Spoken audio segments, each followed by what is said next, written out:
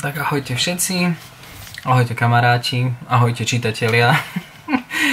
Pripravil som si pre vás také netradičné niečo na Veľkú noc, a síce tragický príbeh Anny Karenínovej od Leva Nikolajeviča Tolstoja. Myslím si, že sa všetci zhodneme na tom, že je to kniha, ktorú málo kto čítal v období, kedy bola táto kniha pre nás povinnou literatúrou, pretože si myslím, že asi to nie je úplne že celkom vhodné pre deti mladšie ako 18 rokov, lebo poprvé to nepochopia a po druhé nemajú zažité to, čo mali zažité tie postavy, ktoré v tomto románe vystupovali, alebo teda v tejto knihe. Ja mám takéto staré vydanie dvojzväzkové, ešte z roku 72, no však to nie je zase až také staré, ale mám to myslím z knižnice.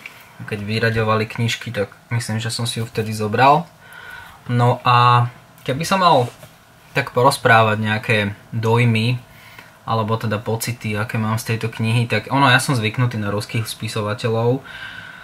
Mne sa tie knihy veľmi páčia, lebo na rozdiel od tých iných národov, tieto knihy sú také kruté, by som povedal, také špinavé, studené, úplne cítite takú tú zimu a takéto blato hnusné na chodníkoch a proste takú tú ruskú krajinu, nelútostnú, hej, mrazivú.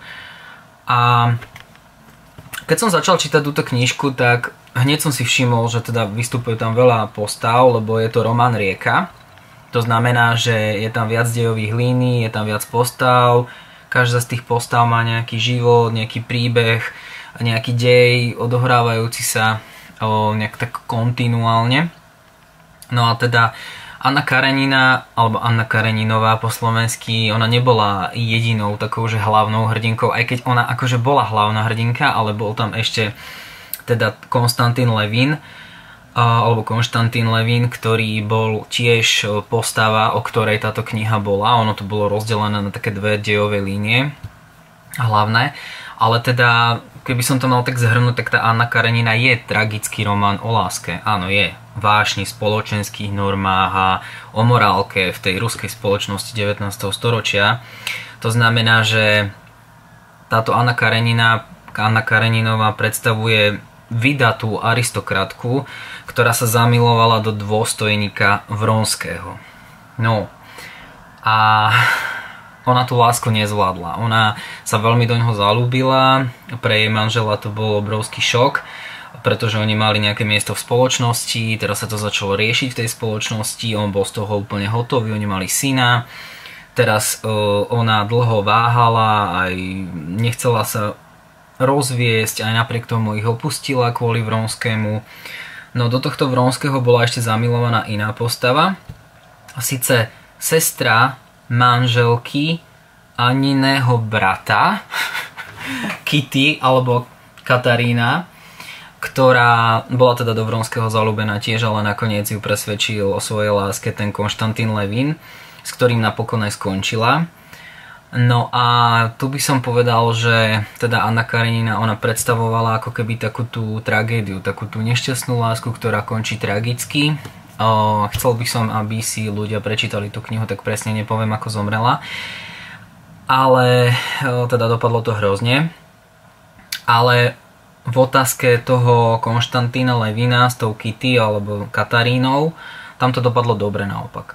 To znamená, že tieto dve dejové línie ako keby boli takým kontrastom medzi tým, čo sa podarí a čo je to dobré, a medzi tým, čo nevíde a čo je to tragické. Takže o tom vlastne celá tá kniha bola, o nejakom tom ukazovaní inej cesty hľadania šťastia, že jednoducho tá Anna to nezvládla. Ona bola tak veľmi pohltená tými emóciami a potom aj tými výčitkami svedomia, že teda toho manžela opustila a syna jedno s druhým. Ona sa síce potom aj vrátila a potom, ono si to treba prečítať, hej, ale odohrávalo sa to teda v hlavných dvoch, alebo v dvoch najväčších alebo najznámejších ruských mestách, Moskva, Petrohrad, tam sa stále pendlovalo medzi týmito dvomi mestami, vlakmi teda.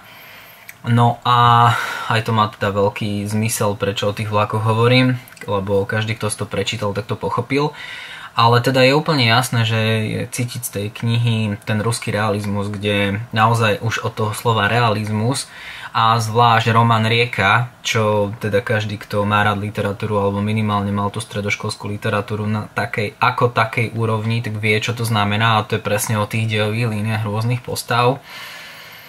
Tak myslím si, že táto kniha, ona podľa môjho názoru nie je ťažká na čítanie, lebo podľa mňa Zločin a trest od Dostojevského je ťažšia kniha na čítanie. Akože bola skvelá, ale myslím si, že to sa ľahšie číta. Je to dosť roztiahnuté, sú tam také miesta, ktoré ma až tak veľmi nebavili, hlavne v rámci toho života toho Levina, pretože on sa tam potom odobral na ruský vidiek a tam sa strašne riešilo, ako kosil a proste staral sa o polia a takéto veci, to ma veľmi nebavilo a to sa mi aj tak s takou, nie že nechuťou, ale nebavilo ma to, proste som to tak rýchlo čítal. Ale samotný ten príbeh bol taký klasický tragický román, takže európsky, hej. Takže myslím si, že určite stojí za to si Annu Kareninovú prečítať, lebo patrí to k takej všeobecnej znalosti, si myslím, že z tej literatúry už keď čítam, tak čítam aspoň tie najznámejšie diela. Takže určite ju odporúčam si prečítať. Ja som ju zhodou náhod prečítal vo vlaku, takže som si to pekne rozdelil a pekne som si ho aj prečítal. Ako aj naposledy toho Dona Kichota, toho som tiež celého prečítal vo vlaku. Takže isto to odporúčam. No a neviem, čo viac by som k tomu dodal, pretože je tam viacero postav, nebudem to potom zbytočne rozprávať a mýliť ľudí, ale treba sa zamerať na to, čo... Viete, ja si myslím, že v dnešnej dobe my prikladáme veľký dôraz takej tej teórii literárnej, že to, čo sa naučíme v škole, že román Rieka, ruský realizmus a prvky také a nešťastná láska, tragický osud a neviem čo. Ale tu si v prvom rade treba uvedomiť, že to bola kniha vymyslená v nejakom období. Vtedy ľudia inak rozmýšľali, boli iné veci na svete, hej, niečo nemali, niečo mali, proste vymýšľali si príbehy, pretože v úvodzovkách oni nemali čo robiť tí ľudia, hej. V dnešnej dobe už ťažko vymyslieť knihu, o ktorej sa niekto dozvie a minimálne nie celý svet, pretože v dnešnej dobe už všetko existuje. V dnešnej dobe knihy píše už každý. Aj ten, kto nevie poriadne ani písať, tak vie napísať knihu záhadným spôsobom pre mňa, ale dokáže. Veď choďte do knihkupectva, ešte si ju zaplatte alebo kúpte za takých 20 eur aspoň minimálne. Ako je tragédia, že v dnešnej dobe sa predávajú braky za neskutočné peniaze, pričom normálna literatúra je, dá sa povedať, že viac menej lacná, hej, oproti tým šmejdom.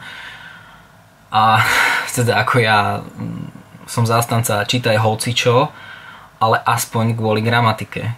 Ale už dnes aj trošku mením ten názor, pretože keď vidím, čo všetko existuje v tých knihkupectvách, tak normálne mi navracanie, lebo proste ja mám pocit, že dnes naozaj, že čím je to väčšia hlúposť, ktorá tých ľudí privábi a prečítaj si to, to je to od toho a pritom tí ľudia nemajú s literatúrou nič spoločné. Oni možno v živote neprečítali ani 5 kníh možno, hej, a už to božne takýchto, tak je to smutné. Je to akože fakt smutné a určite je vždy dobré, aj keď si prečítate nejakú blbosť, tak si to potom vystriedať s tou klasickou literatúrou, lebo áno, ona je taká ťažkopádna, aj sa to už nedá aplikovať na súčasný svet, ale stále sú tam také tie prvky, ktoré v bežnom živote fungujú, hej, ktoré existujú aj v rámci tých vzťahov napríklad, aj čo toto bolo. Však tá Anna, reálne ona podviedla svojho muža, opustila svoju rodinu. Áno, v dnešnej dobe, bohužiaľ, je to bežná vec. Ja v rámci mojej práce a praxe sa s tým stretávam veľmi často, takže či je to muž alebo žena sa podvádzajú a rozpadajú sa rodiny a podobne. Bohužiaľ, stáva sa to, hej. Takže aj v tej klasickej literatúre, ktorá sa môže zdať úplne už ako keby za opicami, tak všade vo všetkom sa dá nájsť niečo súčasné. A ja si myslím, že tieto knihy, kedykoľvek si to človek prečíta, tak stále tam nájde niečo, čo vie porovnať so súčasnosťou. Takže preto odporúčam, aby ste si prečítali Annu Kareninu a potom, keď si spravíte o nej vlastný názor, tak mi môžete napísať. Ja sa na budúce budem snažiť pravdepodobne vydať video o Vodnom hrobe od J.K. Rowlingovej alebo Roberta Galbraitha, lebo prečítal som ho už dávno, ale neurobil som o ňom video a podľa mňa tá knižka bola fakt dobrá. A teraz čítam od Jamesa Joycea Ulysses A teda ako som strašne sklamaný z tej knihy, lebo je extrémne roztiahnutá a extrémne o ničom.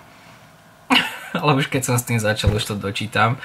Ja väčšinou nemám nejaké negatívne nálady alebo emócie alebo názory na knihy. Každá kniha je nejaká a každú knihu, ktorú som začal čítať, som dočítal, myslím. Možno mám nejaké 2-3 rozčítané, ale ja viem o nich, že raz ich dočítam. Ale naozaj som vždy všetko dočítal a dočítam aj toto. Ale teda ako neviem, akú recenziu na to vydám, alebo teda natočím, lebo teda ako nie som tým absolútne nadšený a už som myslím za polovicou, tuším, takže už sa asi ten názor nezmení. Každopádne Anna Karenina, Lev Nikolajevič Dostojevský, Tolstoj, lebo Dostojevského ľúbim strašne, tak preto si ho milím. Takže Tolstoj. A ideme na to, no. A dúfam, že raz sa dokopem aj k Vojne a mieru. Lebo to je podľa mňa akože dosť extrém. A to bol Roman Rieka. Vlastne. Hej, to bol Roman Rieka.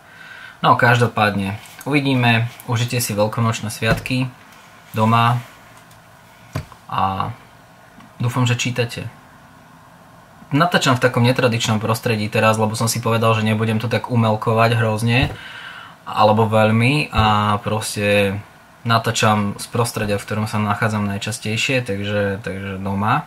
No a uvidíme sa niekedy zase pri nejakom ďalšom videu, ale to bude teda pravdepodobne ten vodný hrob. Tak sa majte pekne, ďakujem za to, že pozeráte moje videá snáď. Začal som robiť také pekné náhľady cez umelú inteligenciu, tak možno si to všimnete. A čítajte. Tak sa majte pekne a ďakujem, že ma sledujete. Čau.